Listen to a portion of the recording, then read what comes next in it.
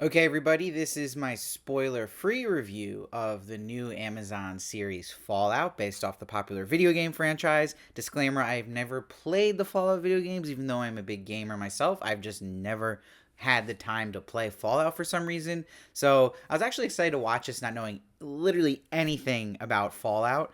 And I was really excited to see the cast that was in this because I love Ella Purnell from Yellow Jackets being a lead here, and I also love Walton Goggins and everything he does. So I was excited to see him play this character of the Ghoul. Now, one of the best things about this show is it really is focused on these three main characters of Lucy, Maximus, and the Ghoul. Lucy being Ella Purnell, Maximus being Aaron Moten, who was spectacular. This is a breakout performance for this actor, and of course Walton Goggins playing the Ghoul. So for Walton Goggins and Ella Purnell, this is parts that will really, really put them on the map of just in mainstream and getting that due because they're both incredible. So the best thing about this show is how good those three leads are. Now, what also is great about this show, one of my favorite things about it was I haven't watched a show in a long time that had such good mystery like this did. And I maybe that will feel better for people who haven't played the game because I don't know anything about it. So the mystery here was really, really effective. What made me want to keep watching so much was wanting to know what the heck was going on. And they tease you really well. But what they do well about just this one season is you get your answers. You get so many answers by the finale, but also in that finale, they set up really well for the next season. So you feel satisfied in this season and you feel excited for the next, which was really effective. But throughout, they're always drizzling in more mystery here. And this really happens with the character of Lucy, that's her brother, Norm.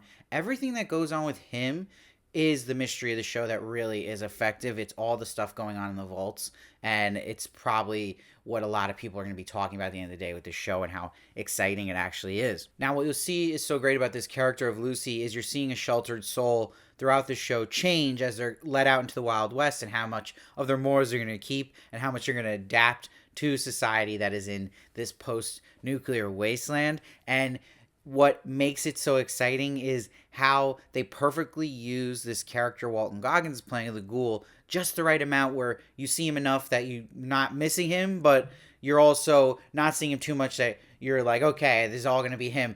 It's like when he comes on the screen, he steals the screen, and he has some of the best action sequences. And there's one I'm still thinking about in the finale, which was great. And by the way, that finale is the best part of this season. It is a masterpiece of finale. I'm giving that episode a 10 right away. But everything else, when I was looking at my scores for each episode, it hovers into about 8.8, 8.7 range consistently, with episode 4 really standing out. I would give that one a 9. That one ramps up a lot of the horror in the show as well. And there's like this zombie S type horror where you actually will remind you of the glory days of The Walking Dead in a way. But it's also Ella Purnell and Walton Goggins' best episode, period. And you'll see when they get to the later episodes, it gets really eerie when reveals start really coming in and how eerie everything going on behind the scenes in this story. I also like they have a good relationship built between the characters of Lucy and Maximus. And Maximus has an interesting backstory. And because they're such great actors, there's just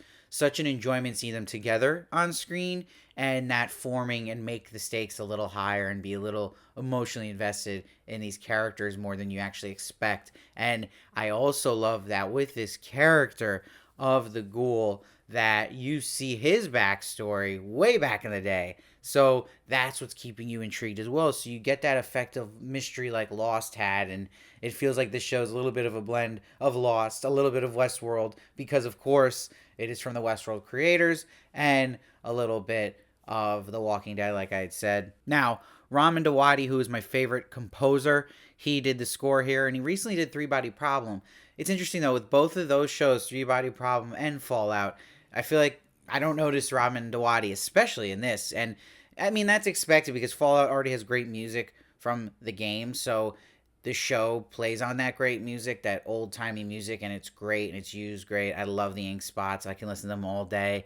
So you don't really need much score here, but you still don't really notice any of it. And maybe that's the point, but I do like with Ramen to have those certain touches he has, or he makes you have music you want to listen to on Spotify later. That's what happens to me with all his Game of Thrones, House of Dragons scores, Westworld.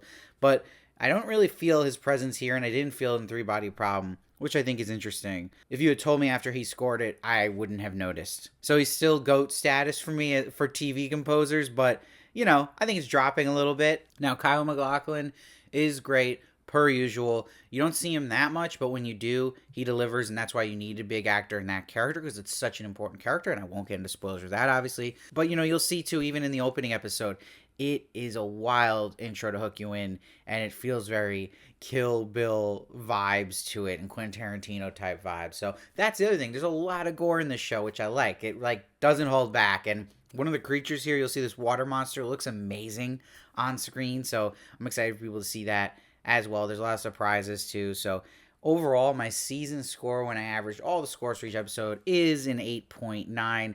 I think it is really, really good and really fun watch, and it's all coming out at once, so you can just binge it, and I think you're going to want to binge it, and I get why they're probably releasing this all at once, because The Boys is soon, they don't want them crossing each other, and also because the finale is amazing, and I think they want people to be talking about that finale and really put a good idea of the show in people's heads. So give it an 8.9. Let me know what you think we watch the show. If you're planning to watch it, it comes out tomorrow anyway, so I'm sure you'll be talking about it. Come back here. Let me know all your thoughts. I can't wait to hear it.